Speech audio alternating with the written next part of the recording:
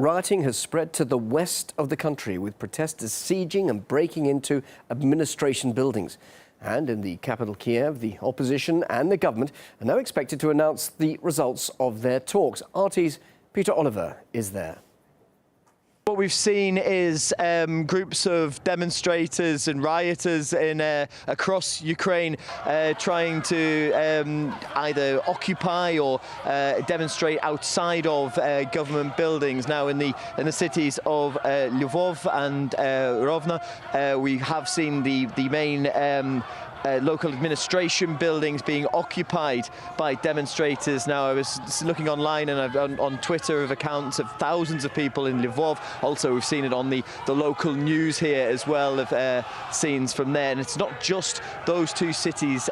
In the west of Ukraine, we're also hearing of government offices being besieged, or at least the scenes of demonstrations. So certainly the unrest in Ukraine not limited to the capital here in Kiev. Now, we are hearing from the government side that they are ready to consider repealing, or at least toning down new measures, new laws that were brought in to tackle the violence here in Kiev. And we've also heard from the Prime Minister, Mr. Azarov, who said that he was ready to resign, and his whole cabinet resign, if the parliament here in Ukraine decided that they weren't up to the job. Now, that's one of those things that's going to be up for discussion at a special session of the Ukrainian parliament that will be held next week. That was announced by President Viktor Yanukovych.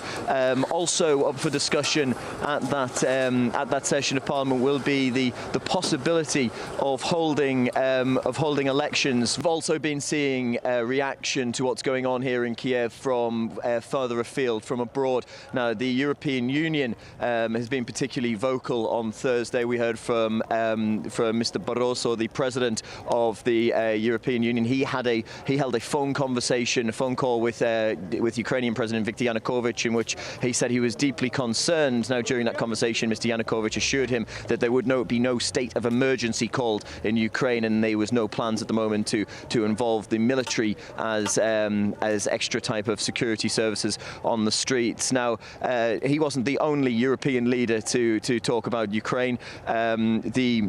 The head of the European Parliament, Martin Schulz, said that in his opinion, there has to be elections in Ukraine immediately, and he was calling for the Ukrainian government to call those elections. So the European Union applying pressure and making their voices heard over the subject of what continues to be, at the moment, a standoff between rioters and riot police, and a lot of talks going on between the various sides here in Ukraine.